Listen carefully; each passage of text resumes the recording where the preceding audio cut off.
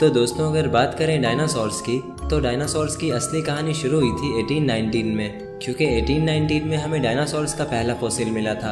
यानी इससे पहले दुनिया को डायनासोर्स के बारे में नहीं पता था और लोग ये नहीं जानते थे कि इंसानों से पहले भी इस दुनिया में कुछ रहा करता था। दोस्तों 1819 में एक जियोलॉजिस्ट थे जिनका नाम था विलियम बकलैंड।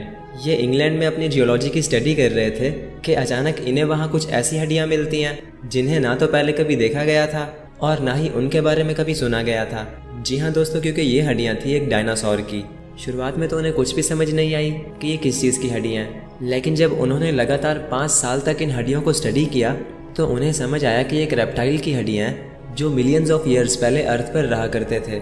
उन्हें इन हड्डियों को स्टडी करने में पूरे 5 साल लगे और इतना टाइम उन्हें इसलिए लगा क्योंकि उस टाइम तक लोगों को डायनासोर्स के बारे में कुछ नहीं पता था और ये पहली बार था कि किसी डायनासोर की हड्डियों को ऑफिशियली स्टडी किया जा रहा था। तो उन्हें ये हड्डियाँ 1819 में मिली थी और 1824 में वो इस क्रीचर को एक नाम देते हैं, मेगालोसोरस।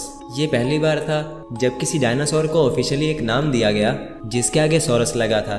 और अगर आपने कभी नोटिस किया हो तो मोस्ट ऑफ द डायनासोर्स के नेम्स के आगे सोरस लगा होता है, जैसे स्टीगोसोरस, स्पाइनोसोरस, टेरानोसोरस रेक्स वगैरह वगैरह। और ऐसा क्यों होता है, चलो मैं समझा देता हूँ। दोस्तों डायनासोर्स एक्चुअली 2 ग्रीक वर्ड से मिलकर बना है जिनका मतलब है टेरिबल लिजर्ड यानी खौफनाक छिपकली, डिनोस यानी टेरिबल और सोरोस यानी लिजर्ड। ये नाम 1842 में एक ब्रिटिश साइंटिस्ट ने रखा था जिनका नाम था सर रिचर्ड ओवन।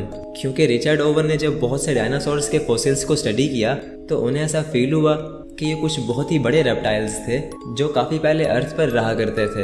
अब क्योंकि ये रेप्टाइल साइज में बहुत बड़े थे और एक छिपकली की तरह भी दिखाई देते थे तो उन्होंने इनको नाम दिया डायनासोर्स यानी बड़ी भयानक छिपकलियाँ।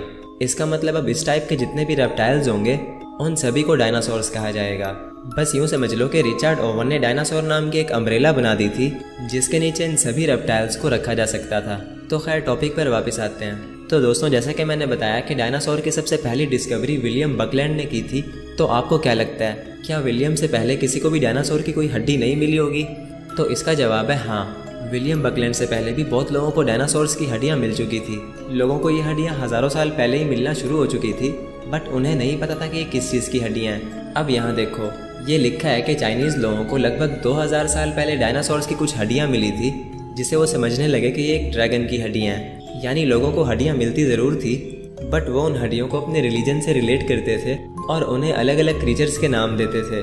कोई इन्हें मॉन्स्टर्स की हड्डियाँ समझता था, कोई थंडरबर्ड्स की, कोई ग्रिफिन्स की और चाइनीज़ तो इन्हें ड्रैगन की हड्डियाँ समझते थे। तो ये सारे मिथिकल क्रीचर्स हैं जिन्हें उस टाइम के लोग बहुत ज़्यादा मानते थे।